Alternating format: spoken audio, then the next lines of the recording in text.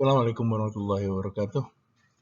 Alhamdulillah kita jumpa lagi dalam serial ringkasan materi pertemuan pada mata kuliah Managerial Economics, Ekonomi Manajerial, dan kali ini kita akan sampai pada materi pertemuan ke-7, yaitu ringkasan tentang teori dan estimasi biaya. Konsep biaya. Biaya eksplisit merujuk pada pengeluaran aktual perusahaan yang dibutuhkan untuk membeli atau menyewa input. Biaya implisit berarti nilai input yang dimiliki sendiri dan digunakan oleh perusahaan. Dalam keputusan manajerial, baik biaya eksplisit maupun biaya implisit harus dipertimbangkan, sehingga biaya relevan mencakup biaya alternatif atau biaya oportunitas dari seluruh input. Biaya marginal adalah perubahan biaya total per unit perubahan output. Sementara biaya incremental berarti peningkatan biaya total sebagai akibat dari implementasi suatu keputusan manajerial tertentu. Biaya yang tidak terpengaruh oleh keputusan tersebut disebut dengan biaya terbenam atau sunk cost. Biaya jangka pendek. Dalam jangka pendek, kita mempunyai biaya tetap dan biaya variabel. Biaya total sama dengan biaya tetap ditambah biaya variabel. Bentuk dari kurva biaya rata-rata total mengikuti hukum pertambahan hasil yang semakin berkurang. Kurva biaya total mempunyai bentuk yang sama dengan bentuk kurva biaya variabel, namun berada di atasnya dengan selisih sejumlah biaya tetap total. Biaya total rata-rata sama dengan biaya total dibagi dengan output. Biaya tetap rata-rata sama dengan biaya total rata-rata dikurangi biaya variabel rata-rata. Biaya marginal adalah perubahan biaya total atau biaya variabel total per unit output. Kurva biaya total rata-rata, biaya variabel rata-rata, dan biaya marginal berbentuk U. Kurva biaya marginal mencapai minimum sebelum kurva biaya total rata-rata dan biaya variabel rata-rata, serta memotong kedua kurva tersebut dari bawah pada titik yang terendah. Biaya jangka panjang. Kurva biaya total jangka panjang diturunkan dari garis ekspansi dan menunjukkan biaya total minimal untuk memproduksi berbagai tingkat output pada saat perusahaan dapat membantu berbagai skala pabrik yang diinginkan. Biaya rata-rata jangka panjang long run average cost sama dengan long run total cost LTC dibagi dengan Q. Sedangkan biaya marginal jangka panjang sama dengan delta LTC dibagi delta Q. Bentuk U kurva LAC merupakan akibat dari pengembalian yang meningkat, konstan, dan menurun terhadap skala. Kurva LMC long run marginal cost memotong kurva LAC long run average cost dari bawah. Kurva LAC bersinggungan atau menjadi amplop dari kurva biaya jangka pendek dan menunjukkan bahwa biaya rata-rata minimal jangka panjang dalam produksi berbagai tingkat output.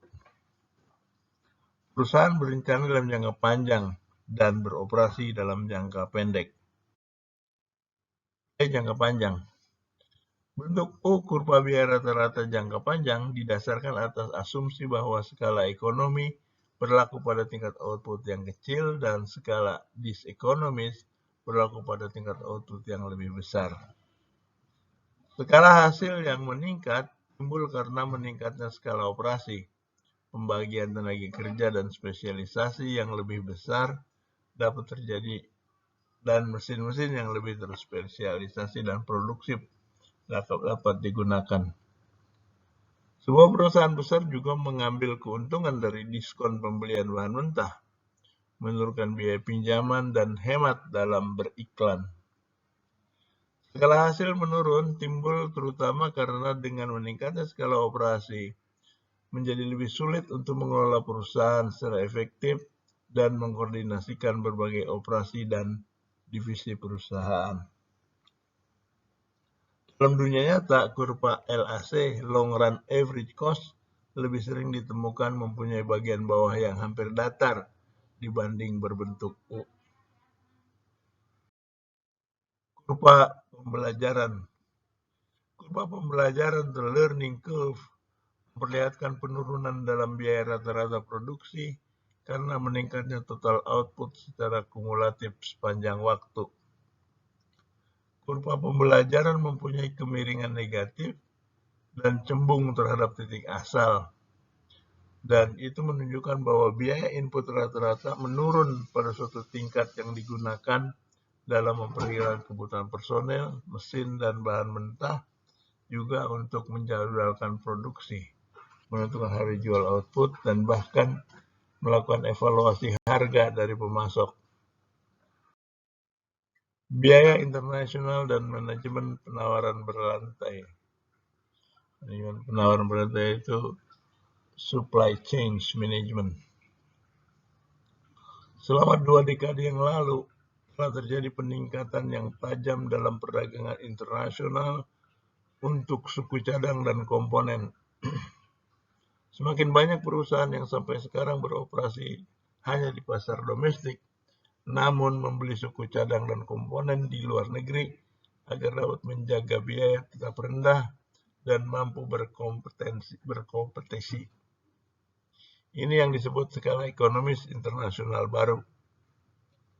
Logistik atau manajemen penawaran berantai merupakan penggabungan di tingkat korporat atas fungsi pembelian, transportasi, pergudangan, distribusi, dan pelayanan konsumen daripada dilakukan sendiri-sendiri secara terpisah di tingkat divisi.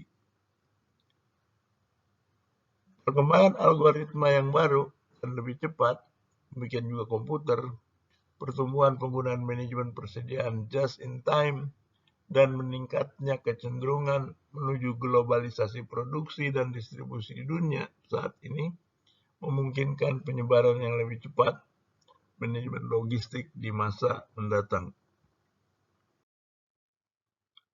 Analisis biaya volume laba. Perusahaan dapat menggunakan analisis biaya volume laba atau titik impas untuk menentukan tingkat output dan penjualan di mana perusahaan balik modal dapat diperoleh target yang diinginkan. Kelebihan harga jual produk atas biaya variabel rata-rata dari suatu perusahaan disebut margin kontribusi per unit karena dapat digunakan untuk menutupi biaya tetap dari perusahaan dan memperoleh laba. Analisis linier biaya volume laba dapat diaplikasikan jika hanya harga dan biaya tetap total terhadap biaya variabel total. Apabila perusahaan menjadi ungkitan, biaya total perusahaan naik dan biaya rata-rata turun. Output pada titik impas akan menjadi lebih bervariasi. Derajat ungkitan operasi atau persentase seluruh perubahan dari laba total perusahaan akibat 1% perubahan dalam output perusahaan atau penjualan. Estimasi fungsi biaya empiris. Metode yang paling umum dalam mengestimasi fungsi biaya jangka pendek suatu perusahaan adalah dengan melakukan regresi biaya variabel total terhadap output, harga input, dan kondisi operasi lainnya selama periode waktu di mana ukuran pabriknya tetap. Salah satu fundamental yang timbul adalah bahwa biaya oportunitas, opportunity cost, itu harus dikeluarkan dari biaya akuntansi yang tersedia. Biaya harus dialokasikan dengan tepat ke berbagai produk yang diproduksi dan harus sama dengan output sepanjang waktu dibagi dengan indeks harga yang tepat untuk mengoreksi inflasi. Teori ekonomi mengatakan suatu bentuk tes dari kurva total variable cost dalam bentuk kubik, tetapi pendekatan linear sering memberikan ukuran empiris yang lebih baik. Fungsi biaya jangka panjang diestimasi menggunakan cross-sectional regression analysis dengan metode rekayasa atau survival.